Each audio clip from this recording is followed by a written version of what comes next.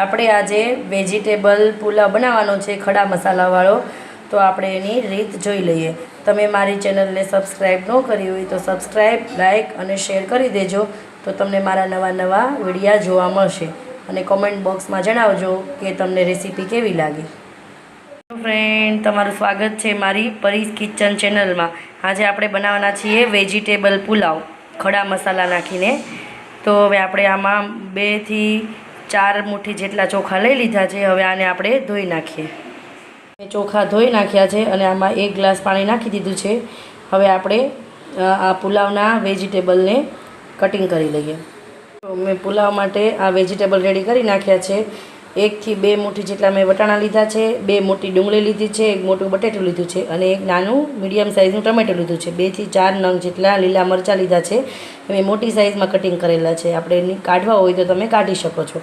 અને આપણે ખડા મસાલામાં તજ અને તમાલપત્ર આપણે નાખવાનું છે. તો ચલો આપણે બનાવી લઈએ વેજીટેબલ ખડા મસાલાવાળો પુલાવ. આપણું પુલાવનું તેલ ગરમ થઈ ગયું છે. આપણે એમાં મસાલા કરી અને આપણે વેજીટેબલને આપણે વઘારી લઈએ. 1 ટેબલ સ્પૂન આપણે આખું જીરું લેવાનું છે. આમાં રાઈ નાખવાની નથી. આપણે 2 થી 4 ચપટી જેટલી આપણે હિંગ નાખીશું. 1 ચમચી ભરી અને હળદર નાખીશું. અને આપણે આ તજ અને તમાલપત્ર નાખી દેવાનું છે.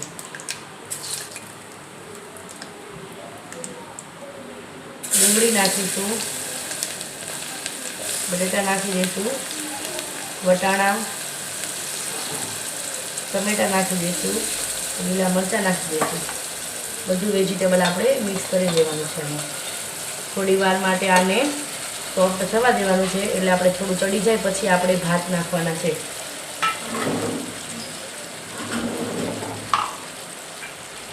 સ્વાદ પ્રમાણે આપણે મીઠું નાખીશું. હવે આ બધાને આપણે મિક્સ કરી લેવાનું છે. જો આપણા મસાલા હવે બધા મિક્સ થઈ ગયા છે. હવે આપણે આમાં બેઝિક મસાલા કરી દેવાના છે. આપણે એમાં ગરમ મસાલો નાખીશું 1 ચમચી. અડધી ટીસ્પૂન આપણે લાલ મરચું પાવડર નાખવાનું છે. અડધી ટીસ્પૂન આપણે ધાણા જીરું પાવડર નાખીશું. હવે આપણે આ બધાને મિક્સ કરવાનું છે. મિત્રો, આવી રીતે તમે વેજીટેબલ પુલાવ બનાવશો ખડા મસાલા નાખીને તો તમારો પુલાવ એકદમ પરફેક્ટ અને બહુ સરસ બનશે. ખાવાની ખૂબ મજા આવશે. મિત્રો, તમે મારી ચેનલને સબસ્ક્રાઈબ, લાઈક ને શેર ન કર્યું તો તમે સબસ્ક્રાઈબ ને લાઈક કરી દેજો. તો તમને મારા નવા વિડીયા જોવા મળશે. અને મને જણાવજો આપણું આ વેજીટેબલ બધું ચડી ગયું છે અને સોફ્ટ પણ થઈ ગયું. બધું વેજીટેબલ આમાં નાખી દીધું છે અને હવે આમાં આપણે ભાત નાખી દઈશું. જો હવે આપણે આને બધું મિક્સ કરી દઈશું. હજી આપણે આમાં અડધો ગ્લાસ પાણી આપણે નાખવાનું છે. 1 ગ્લાસ મેં નાખ્યું હતું એ જ આમાં મેં એડ કરી દીધું છે. હજી આપણે થોડું પાણી એમાં એડ કરીશું. બહુ વધારે પાણી નથી નાખવાનું, નહીં તો આપણું પુલાવની ખીચડી બની જશે. હવે આને 3 થી 4 આપણે સીટી પાડવાની છે. પછી આપણે આપણો ગેસ બંધ કરી દઈશું.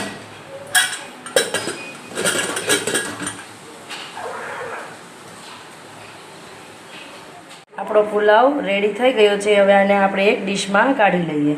જો કેટલો સરસ લાગે છે. આપણો પુલાવ રેડી થઈ ગયો છે. હવે આપણે આમાં ધાણા નાખી દઈએ. મિત્રો, આવી રીતે બનાવશો તો એકદમ પરફેક્ટ માપ સાથે તમારો પુલાવ રેડી થશે. ચાલો બધા પુલાવ ખાવા.